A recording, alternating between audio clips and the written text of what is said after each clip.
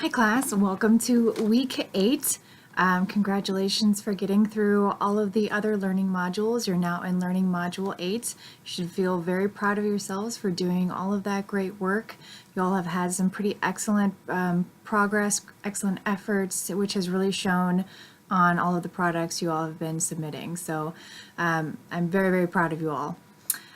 Just to kind of give you a quick overview of what's due for the remainder of the week here, and then also just to touch on a few things that are covered within this chapter. Let's just see here. So chapter 8, it really does go over all the different psychological disorders, kind of how they develop, some treatment options, and how psychologists apply their trade with all of these different disorders. So you're going to be reading chapter 8. You're going to be doing some of the activities that are involved within the chapter. You have a discussion board posting that essentially you're choosing a disorder that you've reviewed within chapter 8, and based upon the final project that you all did, how you use different theories and different concepts to help kind of build your action plan, you're going to be doing kind of something similar. So taking a theory and apply it to the different disorder that you choose to understand maybe how it developed, some of the mechanisms behind it. So just you're kind of using a little bit of critical thinking and applying some different concepts to the disorder that you choose to talk about. So you're going to be doing that in their discussion board. You're going to be commenting on a couple of your peers' postings as well. So keep in mind that it's great if you can do your initial posting by Thursday, Friday timeframe, and then do all the responses to your peers by like Sunday, Monday. And then you have your reflection assignment due as well at the end of the week. Just keep in mind that everything is due by Tuesday, October the 18th. So you do have a couple additional days this week because I guess Thursday and Friday are considered study days. So just keep that in mind. You do have a little bit more time to do all the assignments, and also that gives you enough time, hopefully enough time, to review your grade book area, grade center area within Blackboard, making sure that you have all of the assignments covered, making sure that your expectations are met with what you've done, what you're expecting. If you see something that maybe you turned it in a couple days late and there was already perhaps a 0 in its place, and for some reason the new grade didn't replace the 0, just make sure that you email me. I have no problem going back in and reviewing everything, making sure that you get the grades that you have worked for. This is very, very important. I know this is important to you. This is very important to me too, to make sure that you guys get what you deserve. So again, let me know, and make sure you get everything for the course in by Tuesday, October the 18th, just to make sure everything is completely entered. And then grading days are after that. So you won't see your final grades probably until like Thursday or Friday of next week. So just keep that in mind when you're going in to look what your grade point average is for the term. So let's just talk a little bit about what your textbook covers with some of the psychological disorders. And I know that the greatest part about the Intro to Psych class is you really do get a taste of everything. And I think some of the psychological disorders are so interesting because there's just so many fascinating aspects to it. I mean, people might be suffering from a small little portion of a disorder. They might be impacted by something really little, whereas some people have full-blown diagnoses that they need a lot of treatment for. So it does quite differ in range, and it really is quite interesting. So, it just keep that in mind that everybody's version of normal is going to be different. So really that's kind of how this chapter starts out, is its discussion of normalcy and what that really means. So normalcy it's just a word, folks. The definition of normal is completely subjective. It's all relative. And it's really based on someone's subjective reality, and your culture's subjective reality, and your society's subjective reality. So and then it goes back down to the individual. So normal really is kind of like a micro to macro level. Obviously, you have your own individual normals, what your schedule is. You have your own particular normal of what you feel like when you go to bed at 10 compared to going to bed at 2. You have this individual world within yourself of what's normal for you. But then you have the normal for a macro perspective, so a societal level, and you, the individual, fits in with that as well. So I think all of those things are really important to consider. All of the varied people that we have across our country, across the globe, no one's normal is the exact same. And your normal comes out of individual normal that leads to a societal normal is all experience based. This is where going back and reviewing some of the things you learned about over the term really come into handy. So exploring how nature and nurture can form someone's normal. It's very experience based. In addition to that, culture plays a huge impact on what might be considered normal. So, your general society, what's normal is normal because we say it is. It falls under a term called social construction. Now, this is kind of how I lean, just because I believe that society is socially constructed because we as people are programmed to work with other people, and the majority rule is kind of what dictates the norm, and that norm kind of progresses and creates and snowballs into a very large norm. So socially constructed by being people, and then these people being these people are this way because of the area they live in, the environment they live in, the societal impacts that are around them. I mean, what's normal for someone who lives in the Arctic is not going to be normal for someone who lives in Florida. So there are some very distinct differences just purely based on your environmental area and what your cultural dictates as well. So those kind of little things are important to consider when you think of just the word normal and how that might impact psychological disorders or just how somebody else might view something. So when you think of it leading to a disorder, so what is a disorder?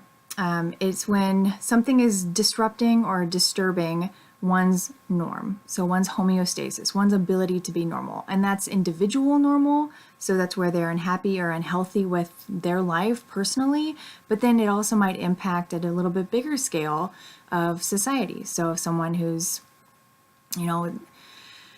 just not behaving under the guise of the normal societal rule out there, that's going to be considered a disorder as well. There's a couple of different ways that psychologists look at people. So there was the medical model you guys learned about, and then there's the biopsychosocial model. I think the majority of young psychologists that I've worked with still tend to use the medical model when they're treating, but as far as understanding their patient, understanding their client, they're looking at them through the biopsychosocial lens. So they've kind of intertwined a lot. There's no really distinct difference or distinctiveness anymore. Like there's no category that dislikes the other person who attends to the other category. So it's the biopsychosocial model is really kind of the healthiest way to conceptualize and understand an illness and understand the person. So treatment is very subjective, especially when you look at like cognitive behavioral therapy. There are some great cognitive strategies and behavioral strategies, but the majority of them are used under a case conceptualization. I want to understand you as the individual. What's going on with you? How did you get to this point? So it's very individualized, not manual. It's not really a manualized therapy as some people think it is. But anyway, so again, like I said, the medical model is where you are looking at someone, you're reviewing some symptoms, and then you're seeing how you can treat them to reduce those symptoms. It's pretty simple as far as how that is integrated into the biopsychosocial approach. In addition to that, you have the Diagnostic Statistic Manual as well. This is really the guidebook for knowing the different disorders and kind of knowing how to apply them. It's not really a treatment manual necessarily. You don't know any of the treatments from here, but it will give you the basic categories for understanding a disorder. it really works to give a practitioner kind of some structure for understanding the plight of that disorder and how it developed maybe, or give some insight into maybe what led to it. It doesn't really define a person or state or label a person. So when you think of that, think about how labeling somebody might be detrimental. You know, how that affects them in a negative way. Considering how that might stay with them for the rest of their life. Psychologically, how does that impact them? They now consider themselves that. So how are they able to ever have autonomy and self-efficacy to be able to get over it one day and be something different or better? And in addition to that, you know, all things need to be considered with labels and with psychology, because we're dealing with people, right? And everything is people related. Everything is socially constructed to some degree. So labels are being so much more highly used nowadays because of insurance. Because your insurance company will pay for one label, one illness, one ailment, but maybe they won't pay for another. So you start to hear about like autism is on the rise. Well, there's lots of different factors for that. One factor, not excluding, they're not mutually exclusive whatsoever. That could be the reason for it going up, or the use of that label has gone up for many, many reasons. But I think one of those reasons is that the disorder has to have a label. The person has to have a disorder label on them for insurance to pay for it. Otherwise, they might not pay for the treatment that they need. So the kid might just have a couple little symptoms that might appear like autism or ADHD, but maybe they're not fully blown. Maybe they don't need that diagnosis. But if that kid needs the treatment, maybe that health practitioner knows that for you to get help, I need to do this so that your insurance will pay. It's kind of just a system fault, unfortunately. So that's kind of, we won't get into too much more of that, but it's just important. Those are critical thinking aspects that I want you guys to consider when you hear things like that. Like, what else is going on behind those things that are making it occur?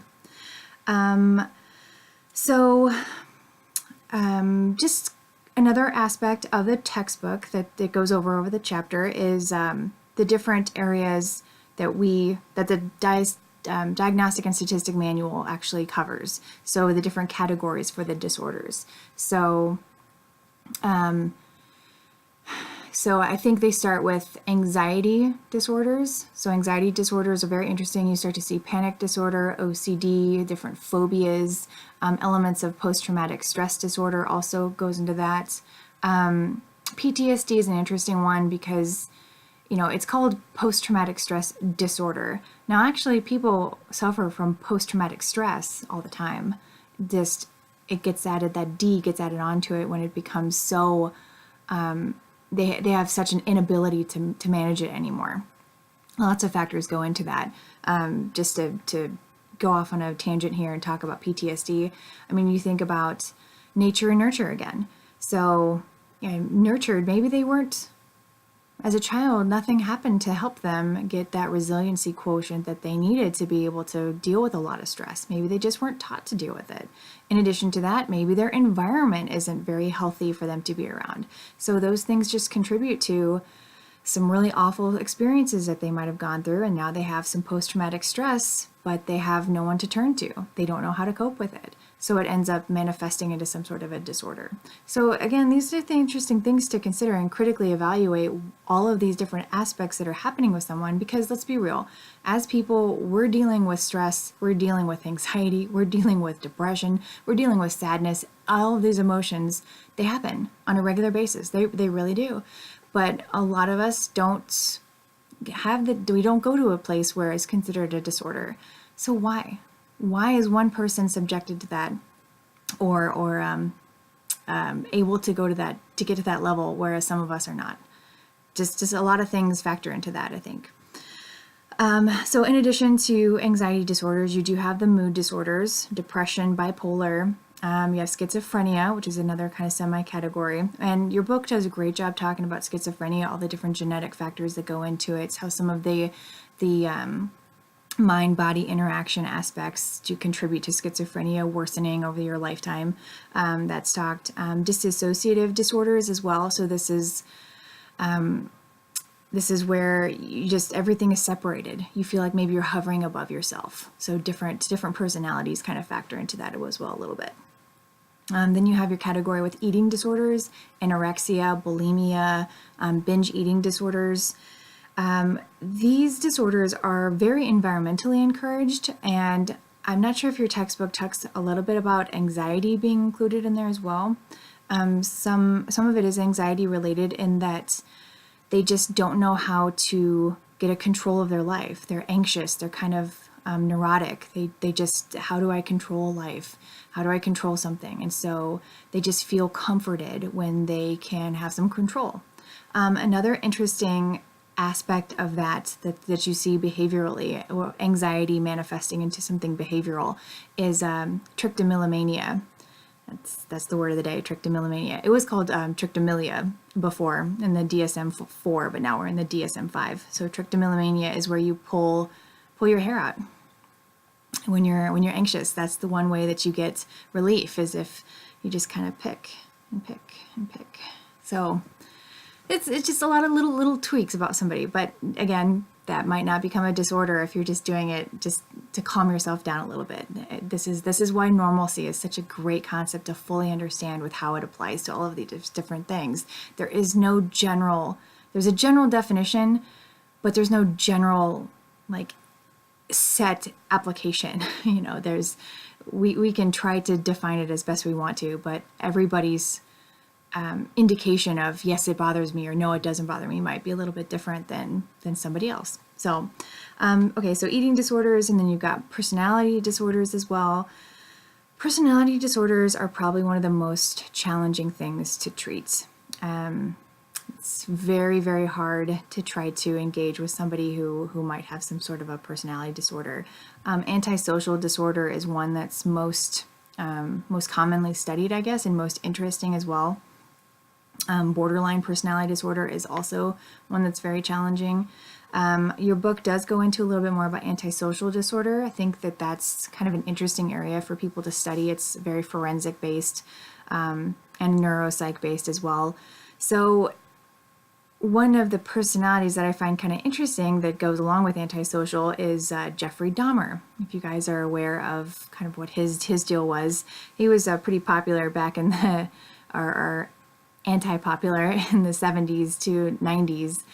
So 1978 to 1991, I think he killed 17 people. So he was a bit of a loopy guy, mass murderer.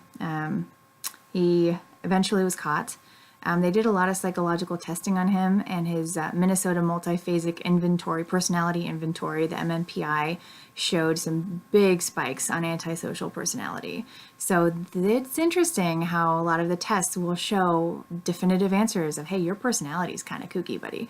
So anyway, he was killed in jail, though, in 1994 by an inmate. So just rounding that off. Stories like that about people, especially in more of the forensic population, they're interesting. They're really interesting. I'm sure it might grab somebody a little bit differently than somebody else, but I think the majority of people find that kind of just something perks your interest. So why does it perk your interest? I just wanted to conclude that little notion with, it's interesting to you because of a biological reason, an evolutionary reason. Your mind focuses on those negative things because it wants you to pay attention. Like, wow, this guy killed somebody. I need to listen to this. I need to pay attention to this so that I can learn from it. It's fascinating how the lizard brain in our body will just revert attention and become fascinated by it.